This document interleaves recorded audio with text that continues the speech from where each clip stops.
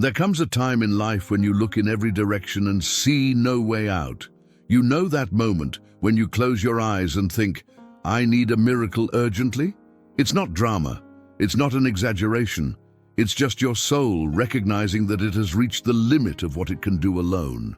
And perhaps you are exactly in that place right now, listening to these words and feeling that they were meant for you. The truth is that faith begins to grow precisely when strength runs out. When everything seems impossible, when the doctors have already said all they have to say, when money is tight, when the relationship is destroyed, when the door you've been waiting for slams shut, that's when the human heart finally stops pretending it's in control. And this surrender, it's not weakness, it's the beginning of something much greater. Have you ever noticed how we try to solve everything first, and only then, when nothing works, do we truly pray? It's almost funny, if it weren't so true. We exhaust plans A, B, and C, and only then do we lift our eyes to heaven. But you know what's incredible? God isn't offended by that. He waits. He has always waited for you to come to Him, even if you were dragging your feet with a broken heart and a choked voice. Because when you cry out, I need an urgent miracle, you're not just asking for help. You're declaring that you recognize your fragility. You're saying you can't go on anymore. And it's precisely at this point of brokenness that God acts with the most power. He doesn't need your perfection. He needs your surrender, your Christian faith in times of crisis, even if it's the size of a mustard seed, as Jesus Himself said. So if you're in that place right now, know this: your pain hasn't gone unnoticed. Your weariness isn't invisible. And that desperate need that tightens your chest and keeps you awake at night, it's the gateway to the supernatural. There is a type of prayer that doesn't originate from religion. It arises from pure pain, from real need. It's a cry to God for help that comes when the soul can no longer bear the weight alone. It has no formula, no elaborate theology. It's just a cry, Lord, help me. And that cry, it crosses the heavens faster than any memorized prayer. The Bible is full of people who reach this point. Think of Job, a man who lost everything in a matter of days. Children, possessions, health, everything. His friends came to tell him that it was his fault, that God was punishing him for some hidden sin. Job sat in the dust, covered in sores, and even then he didn't let go of God's hand. He questioned, he cried, he shouted. But he didn't let go. Do you know why? Because deep down in his soul, even when everything said otherwise, he knew that God was the only hope left. And it was precisely there, in that place of absolute pain, that Job had an encounter with God like he had never had before. It wasn't in prosperity, it wasn't in abundance, it was in the valley. It was when he needed an urgent miracle that the glory of God manifested itself in a way that transformed not only his situation, but the very way he knew God. In the end, Job received double of everything he had lost. But the greatest miracle was not material, it was spiritual. That's the beauty of a cry born from pain. It's honest, it's real. God isn't impressed by pretty words, but He is moved when He sees a broken heart seeking refuge in Him. Prayer for difficult times doesn't need to be long. Sometimes it's just, I can't take it anymore, I need you. And that's enough, because God isn't looking for religious performances. He's looking for hearts that trust Him enough to throw themselves into His arms, even without understanding what He's going to do. That trust in God during difficult times, it's the fuel for the miracle you so desperately need. Many people confuse prayer of faith with repetition of words. They think that if they speak loudly enough, if they repeat the same thing 1,000 times, God will hear better. But that's not how it works. True prayer of faith is not in the volume of the voice. It is in the silent certainty of the heart that says, I trust, even without seeing. Faith is not ignoring reality. It's not pretending the problem doesn't exist or that the pain doesn't hurt. Faith is facing reality head-on, acknowledging that humanly speaking there's no way out, and still choosing to believe that God can. It's saying, I know the situation is serious, I know the numbers don't add up, I know the diagnosis is bad, but my God is greater than all of that. Hebrews 11:1 defines it beautifully. Now faith is confidence in what we hope for and assurance about what we do not see. Notice that it doesn't say vague hope or desire. It says certainty. It says proof. Even when your physical eyes see no solution, the eyes of faith see God's hand working behind the scenes, and that is what sustains you in waiting. The prayer to strengthen faith isn't one that asks God to change everything with a snap of his fingers. Sometimes it's the one that asks, Lord, increase my faith. Help me to trust even when I don't understand. Because there are days when faith wavers, and it's okay to admit that. Even the father of that demon-possessed boy said to Jesus, I believe, help my unbelief. And Jesus didn't rebuke him. Jesus healed his son. So stop demanding perfect faith from yourself. What God wants is sincere faith. He prefers the honesty of your fears to the mask of religiosity. When you pray with this vulnerability, saying, Lord, I want to believe, but I need your help to do so, you are activating faith to receive a miracle in a way you can't even imagine. Have you ever reached that point where every door slammed in your face seems like a sign to give up? When every attempt fails, every exam comes back worse, every conversation ends in a fight? That's when we need to understand something powerful. Prayer for impossible causes is precisely God's specialty. He is not limited by human logic. On the contrary, he loves to do what no one expected. Think of Sarah, 90 years old. Her stomach had been empty her whole life. The doctors of that time didn't even need to say anything. It was obvious, impossible, biologically absurd. But God asked, is anything impossible for the Lord? And a year later, Sarah was cradling Isaac in her arms, laughing with joy. Her impossible experience became a testimony for millions of people to this day. Or think of Lazarus. He wasn't sick. He was dead for 4 days, already smelling bad, as the Bible makes very clear. Martha said, Lord, by this time there is a bad smell. But Jesus didn't care about the stench of death. He shouted, Lazarus, come out! And the dead man walked out. When everything seems impossible, when even the smell of the situation says it's over, God can still say, get up. Before we continue, if this message is touching your heart, leave a like below and subscribe to the channel. Share it with someone who also needs to hear that God still performs miracles. Now come with me. There's much more to come. Divine intervention doesn't follow medical protocol, doesn't respect statistics, doesn't bow to probability. God acts outside the box because he doesn't fit into any box. And you know what's most incredible? The more impossible the situation, the more glorious the miracle. Because when God acts, no one can say it was a coincidence. Everyone knows it was God. So stop focusing on the size of the problem. Start focusing on the greatness of the God you serve. He's not intimidated by your crisis. He's waiting for you to trust him enough for him to show you who he is. And when he shows you, you'll have a story to tell that will strengthen the faith of many people. Some people think miracles are a thing of the past, that they were only for biblical times, for the apostles, for the time of Jesus. But the truth is that the power of prayer, according to the Bible, has no expiration date. God did not retire his power when the last book of the Bible was written. He remains the same yesterday, today, and forever. Look what happened to Peter in prison, chained, guarded by 16 soldiers, awaiting execution. The entire church gathered to pray for him. They had no lawyer, no escape plan, no political influence. They only had prayer. And you know what happened? An angel appeared, the chains fell off, the gates opened by themselves, and Peter walked out as if nothing had happened.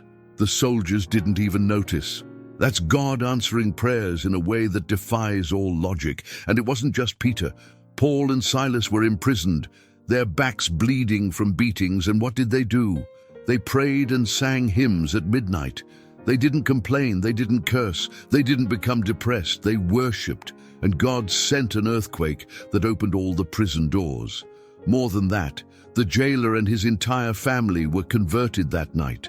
Their miracle saved an entire family. The entire Bible cries out, God answers prayers. From Moses parting the Red Sea to the centurion seeing his servant healed from afar. From Hannah receiving Samuel after years of barrenness to Elijah making fire descend from heaven. They weren't superheroes. They were ordinary people with real problems who trusted in an extraordinary God. And here is the truth that changes everything. God performs miracles today just as he did 2,000 years ago. He hasn't changed his number, his address, or his power. What needs to change is our willingness to believe that he still acts, to pray expecting an answer, not just fulfilling a ritual. You know those days when you wake up and hope seems as small as a thread. When you want to believe, but fear screams louder. When you try to have faith, but anxiety tightens your chest and your mind keeps reminding you of everything that could go wrong. Take a deep breath. You don't need giant faith. You just need real faith. Jesus made this very clear when he said that faith the size of a mustard seed is enough to move mountains. And a mustard seed, my friend, is tiny, almost invisible, but it has life inside. And that's what matters. It's not the size of your faith that moves God, it's its direction. If it's pointed towards him, even trembling, even small, that's enough. A prayer of hope and faith doesn't need to be a triumphant declaration full of unwavering conviction. Sometimes it's just a weary whisper, Lord, I still believe in you. Help me to keep believing. And God honors that, because he's not looking for robots programmed never to doubt. He's looking for children who, even when afraid, still reach out to him. Think of Thomas, the disciple everyone calls the doubter. He said he would only believe in Jesus' resurrection if he put his finger in the nail marks. And Jesus didn't reject him. He appeared, showed his hands, and said, touch and see. God isn't afraid of your doubts. He's patient with them. What he wants is for you not to give up seeking the truth in him, despite them. Expecting a miracle from God doesn't mean having absolute certainty about how he will act. It means being certain that he will act. It might be in the way you asked for, or it might be in a way you never imagined. But he acts. He always acts. And while you wait, your faith grows. Your trust in God during difficult times is strengthened, not because the situation has improved, but because you are learning to know who he truly is. Here's a secret that many people don't realize. God's first miracle in life is almost always invisible. It doesn't come with fireworks. It doesn't show up on X-rays. It's not reflected in your bank statement. It happens inside you. It's an inexplicable peace in the midst of chaos. It's a strength you didn't have yesterday. It's a clarity that cuts through the confusion. And this is already supernatural. God's miracle in life often begins by transforming you before transforming the situation. Because God knows that if he changes the circumstances without changing you, you'll soon be back in the same place. But if he changes you first, you'll be prepared not only to receive the miracle, but to sustain it. Think of Joseph, sold by his brothers, enslaved, unjustly imprisoned. Where was the miracle? In the years of suffering, it didn't seem like it, did it? But the miracle was happening within him. God was shaping his character, strengthening his faith, preparing him to rule Egypt and save entire nations from famine. If Joseph had been freed too soon, perhaps he wouldn't have been ready for what God had prepared. A powerful prayer for a miracle is sometimes answered in stages. First, God gives you peace to face the storm. Then, wisdom to make the right decisions. After that, doors begin to open, and when you look back, you realize that the miracle wasn't a one-time event. It was a process, and you were being transformed all along. So don't underestimate what seems small. If you manage to get out of bed today, even without wanting to, that's a miracle. If you chose to forgive when you wanted revenge, that's a miracle. If you can still praise when everything gives you a reason to give up, that's a miracle. God is already working. And what he is doing in you now is the foundation for what he will do through you tomorrow. There's a phase of faith that nobody likes to talk about. It's that phase where you prayed, cried, pleaded, and nothing. Silence. The sky seems made of bronze, God seems distant, and the mind begins to whisper, "Did he hear me? Does he care? Did I do something wrong?" And it is precisely there in that desert of silence that faith is truly tested. But here's the truth that needs to take root in your heart. God answers prayers, even when you don't hear the answer. God's silence is not absence. Sometimes it's strategy. He's working in areas you don't see, moving pieces you don't even know exist, preparing people who will be part of your answer. And while all this is happening, you're learning to trust him for who he is, not just for what he does. David went through this. In the Psalms, he cries out, "How long, Lord? Will you forget me forever?" He was tired of waiting, tired of running, tired of living in uncertainty. But do you know what David did in the silence? He continued worshiping. He continued writing psalms. He continued believing. And God not only delivered him from his enemies, but placed him on the throne and called him a man after his own heart. Waiting for a miracle from God is not passive, it's active. It's choosing to believe every day, even when there is no visible evidence. It's saying, "Lord, I don't see your hand, but I know it's there. I don't hear your voice, but I trust in your word. I don't feel your presence, but I know you promised never to leave me." And this Christian faith in times of crisis, it is being refined like gold in the fire. God's silence is not punishment, it's preparation. He's not ignoring you. He's teaching you to trust when there's nothing left but his promise to hold on to. And when the answer finally comes, and it will, you'll understand that every second of waiting was worth it, because the miracle will be far greater than you asked for. Do you know why testimonies are so powerful? Because they prove that God is not a theory, he is reality. Every testimony of miracles through faith is a declaration to the universe. God is still alive, still active, still transforming stories. And when you hear someone tell how God acted, something awakens within you. A spark of hope ignites. If he did it for that person, he can do it for me. The Bible is full of testimonies to this. The woman with the flow of blood for 12 years. 12 years. She spent all she had on doctors and only got worse. But then she heard about Jesus, and she thought, "If I only touch his clothes, I will be healed." She crawled through the crowd, touched him, and was instantly healed. Jesus stopped, called her over, and said, "Your faith has saved you." That woman became a walking testimony. Everyone who saw her knew God performs miracles today. Or blind Bartimaeus, sitting by the roadside shouting, "Jesus, Son of David, have mercy on me." People told him to shut up, but he shouted even louder, because when you need an urgent miracle, other people's opinions no longer matter. Jesus stopped, healed him, and Bartimaeus went away jumping and praising God. How many people have had their faith strengthened just by seeing that? Hundreds, maybe thousands. And it doesn't stop in biblical times. Today, at this very moment, somewhere in the world, someone is being healed. Someone is receiving news that changes everything. Someone is witnessing divine intervention so clearly that it can only be God. And each of these miracles is a reminder, he hasn't changed. He continues to do the impossible.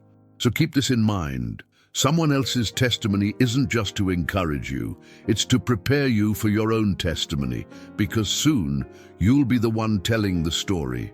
You'll be the one saying, "I was at my lowest point, but God." And that story will strengthen someone who is exactly where you are right now. Now is the time. The moment has arrived for you to stop just hearing about prayer and actually pray, to let go of everything. Open your heart and surrender the impossible into God's hands, because this powerful prayer for miracles isn't magic. It's surrender. It's you acknowledging that you need him, that without him nothing is possible. That alone, you've already tried everything, but with him everything is possible. So close your eyes now, wherever you are, on the bus, in your room, at work, it doesn't matter. God isn't looking at the scenery. He's looking at your heart. and speak to him like this: Lord, I am here, tired, broken, desperate. I need you. I need a miracle that only you can perform. I've tried to solve it my way and I couldn't. I've cried, I've fought, I've tried hard, but now I surrender everything into your hands. The illness that haunts me, the debt that suffocates me, the relationship that is destroyed, the dream that seems dead. I surrender, not because I've given up, but because I trust in you. Lord, even when I don't understand your ways, I choose to believe. Even when the sky seems silent, I know you are listening. Even when everything says no, I know you can still say yes, because you are the God of the impossible, the God who parts seas, knocks down walls, raises the dead. And if you did all that, I know you can act in my life too. Increase my faith, Lord. When I doubt, remind me of your promises. When I falter, sustain me with your strength. When I want to give up, renew hope within me. I cry out to you for help, not as a last resort, but as the only resort. Because without you, I can do nothing. But with you, I can do all things through him who strengthens me. Thank you because you are already working. Thank you because the answer is already on its way. Thank you because I don't need to understand everything. I just need to trust in you. In Jesus' name I pray. Amen. And now you can leave in peace. Not because the problem magically disappeared, but because you placed it in the right hands. You prayed, you cried out, you laid everything on the altar. And do you know what that means? That God has already taken control. He is already moving pieces, opening doors, preparing the way. You don't see it yet, but it's happening. Isaiah 65:24 says, "Before they call, I will answer. While they are still speaking, I will hear." Let that sink in. God doesn't wait for you to finish praying to begin acting. He was already acting before you even opened your mouth, because he knows the needs before they exist. He has already prepared the solution before the problem appears. So stop dwelling on it, stirring it up and worrying. You did your part. You prayed, you believed, you surrendered. Now trust. Trusting God in difficult times isn't about standing still and waiting. It's about walking with the certainty that he goes before you, opening the way. It's about sleeping peacefully, knowing that he doesn't sleep to take care of you. It's about smiling in the middle of the storm because you know who is in the boat with you. And remember this, God's miracle in your life may come in a different way than you expected. It may be faster. It may be slower. It may be exactly as you asked. It may be better than you asked. But it will come because God is faithful. He didn't promise to take you out of every tribulation, but he promised to be with you in each one of them. And sometimes the greatest proof of the miracle is not the change in circumstances, but the peace you feel even before they change. Waiting for a miracle from God is not anxiety, it's expectation. It's knowing that something good is coming, that God is weaving a beautiful story even when you only see loose threads and complicated knots. He sees the finished embroidery. He knows the ending, and the ending is good. Because Romans 8:28 assures us, and we know that in all things God works for the good of those who love him. So lift your head, dry your tears, take a deep breath. You are not alone. God is with you, and the miracle, it has already begun. You just need to believe until you see, for nothing is impossible with God. Luke 1:37. If this message touched your heart, share it with someone who also needs to hear that God still performs miracles. Leave a comment below telling us which area of your life you are surrendering to God today, and subscribe to the channel to continue strengthening your faith. May God bless you powerfully. Until next time, and remember, your miracle has already begun.